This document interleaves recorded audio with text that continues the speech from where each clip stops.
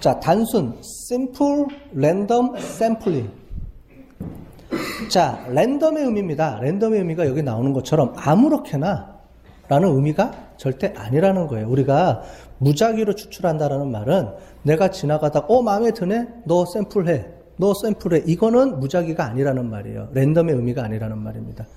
그런 거는 주관적이라는 말이에요. 내가 임의대로 뽑았다는 말이에요. 임의가 들어간다. 내 주관이 들어간 거고요. 랜덤의 의미는 이런 임의적인 주관을 빼고 객관적으로 모든 데이터, 모든 사람이 모든 그 모집단에서 n분의 동일한 확률을 가지고 뽑았다라는 의미입니다. 자, 그래서 조건이 있죠. 추출 틀이 있어야 돼요.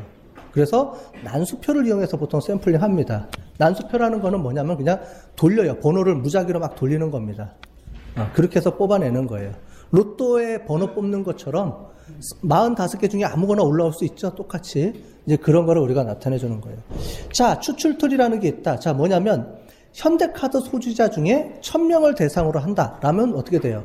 현대카드에 지금 1000만 명이 등록이 돼 있다. 그럼 그 1000만 명이 뭐예요? 추출 틀이 되는 거죠. 이런 것처럼 랜덤 샘플링을 하기는 실제로는 쉽지 않습니다. 우리가 표본 추출할 때는.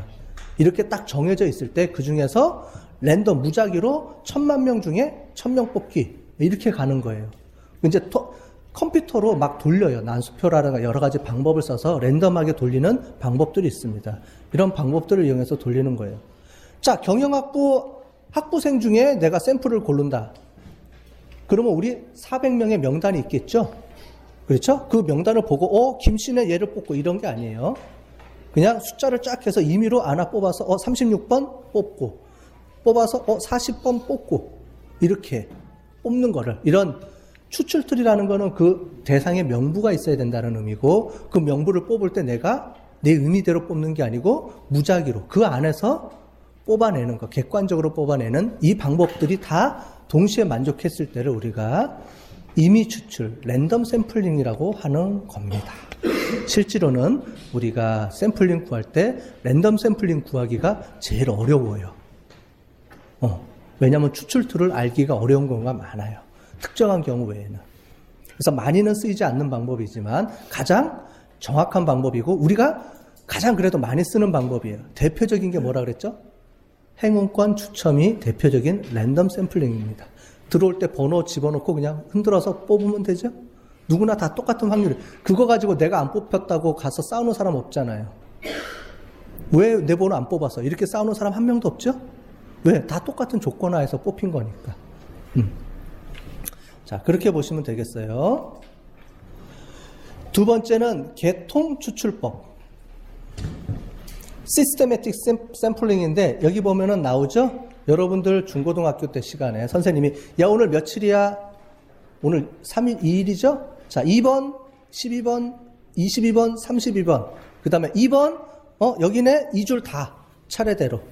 그러니까 한 명을 딱 선택해놓고 그 한 명을 통해서 임의의 배수나 이런 걸 가지고 우리가 계속 연결해서 뽑는 방법을 우리가 계통 추출법이라고 하죠.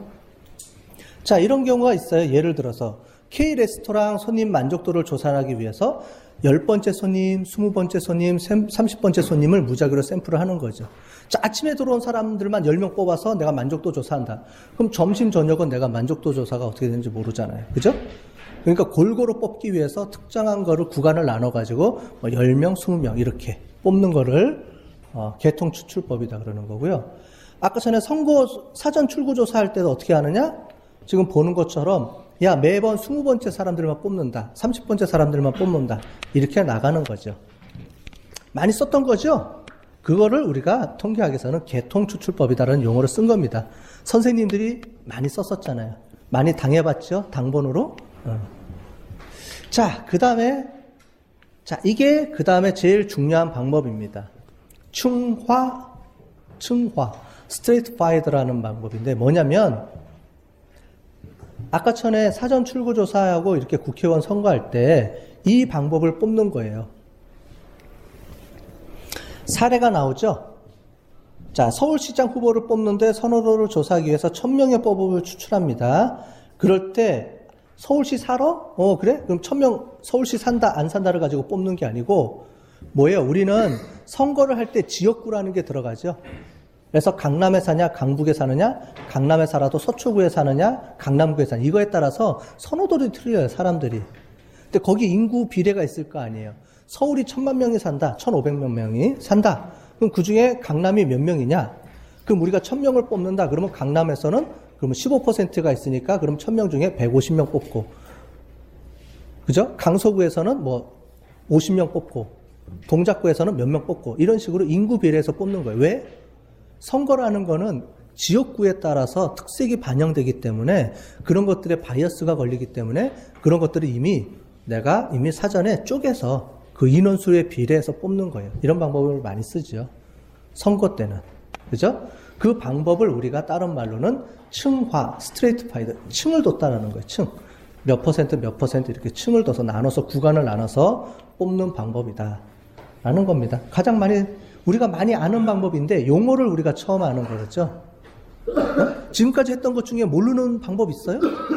다 우리가 쓰고 있는 방법인데 우리가 학문적으로 무슨 법 해놓으니까 어려워 보이죠. 그죠? 다 우리가 쓰고 있는 거예요. 자, 군집추출법인데 군집추출법은 층화표본 추출법하고 약간 비슷해요. 거의 비슷한데 조금 틀린 게 뭐냐면, 자, 우리 서울시 강서구를 뽑아야 돼요. 그럼 강서구에 있는 사람들 중에서 100명을 뽑아야 된다. 그러면 저기 화곡역에 가서 지나가는 사람 중에서 뽑아서 그러니까 강서구에 사세요? 이렇게 뽑을 수도 있지만 그렇지 않고 강서구에 있는 대표 동을 하나를 정합니다. 강서구 화곡 1동. 그러면 강서구의 대표는 화곡 1동이니까 화곡 1동에 사는 모든 주민들을 다 조사하는 겁니다. 이렇게. 그러니까 스트레이트 파이드지만 약간 좀 틀린 개념이죠? 그렇게 나가는 걸 우리가 군지추출법이라 그래요. 그러니까 쪼개서 대표의 구를 하나를 제일 마지막에 하나를 딱 정해서 전수조사를 하는 뭐 이런 방법으로 가는 방법을 우리가 군지추출법이라 그럽니다. 자, 비확률 추출법입니다. 비확률 추출법. 뭐라고 돼 있어요? 연구자가 이용 가능한 대상을 임의대로 선택한다.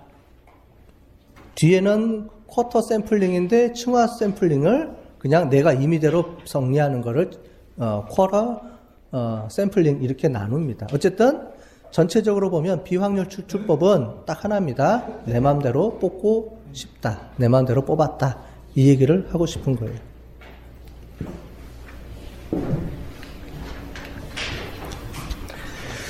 자, 오늘 표본에 대한 얘기를 마쳤습니다.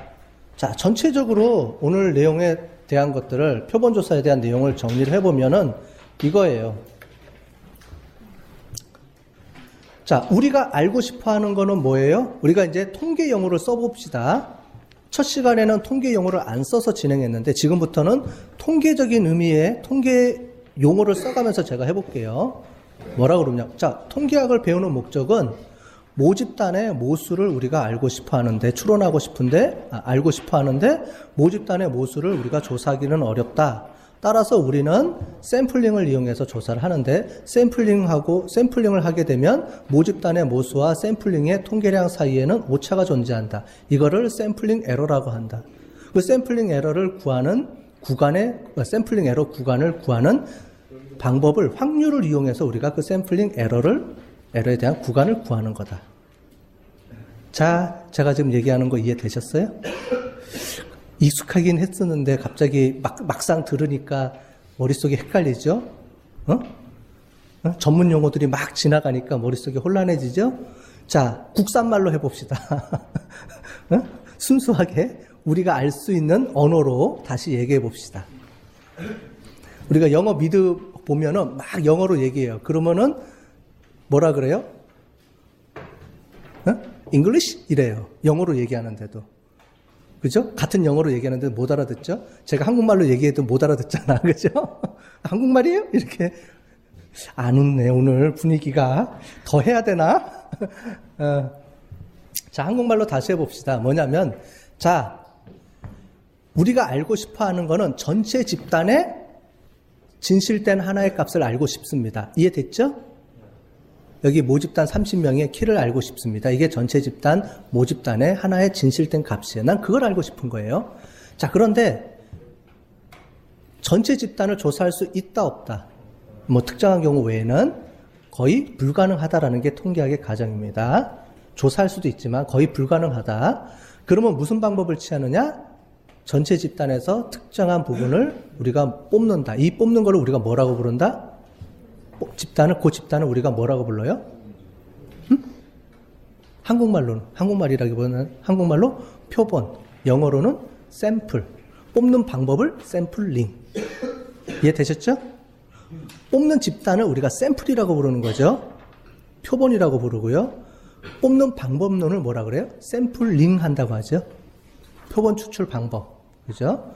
뭐 여러 가지 뭐 있지만 다 뭐 넘어가고. 어쨌든 표본을 뽑는다. 표본을 뽑아서 우리가 조사하면 뭐가 나온다? 표본의 값이 나오죠. 이거를 통계량이라고 불렀는데 뭐 전문 용어는 떠나서 통계량을 구한다. 즉 표본의 값을 구한다. 네 값은 우리가 알고 싶어하는 값이다 아니다? 아니다. 이 값을 이용해서 우리는 뭘 하고 싶은 거다? 전체 집단의 값.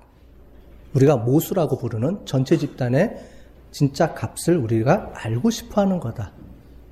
그 알고 싶어하는데 항상 뭐가 존재해요? 그런데 그 값하고 샘플링 값하고에 뭐가 존재해요? 항상 오차가 존재한다. 이 오차의 범위는 아무도 모른다. 그죠? 전수조사를 하지 않는 이상은 모른다. 우리는 그래서 뭐예요? 우리는 샘플링의 값을 가지고 진짜 값이 얼마일 것이다 라고 추리할 수밖에 없죠. 그죠? 추리하는데 그 추리하는 구간을, 즉, 요 정도 범위 안에 그 진짜 값이 있을 거예요 라고 예측을 할 텐데 그 값의 범위를 구할 때 뭐를 이용한다? 뭐를 이용해서 우리가 구한다? 확률을 이용해서 구하는 거다. 이게 오늘 내용의 핵심입니다. 이게 통계학을 전체 배우는 목적의 핵심이고 확률을 배우고 뒤에 확률을 이용한 통계 분석 방법을 배우는 목적들이 뭐 뒤에 가면 뭐 가설 검증이네, 신뢰 구간이네 이런 또 용어들이 막 나올 거예요. 그런 용어를 배우는 목적은 다 떠나서 오늘 이거 하나예요. 전수조사를 할 수 없다. 표본조사를 할 수밖에 없다. 표본조사의 샘플링, 통계량이 구해진다. 이 통계량하고 모집단의 모수하고의 오차 범위를 구한다. 뭐를 가지고? 확률을 이용해서. 이게 오늘의 핵심입니다. 이해되셨죠? 모르면 다시 듣기. 유튜브에 올려놓을 테니까.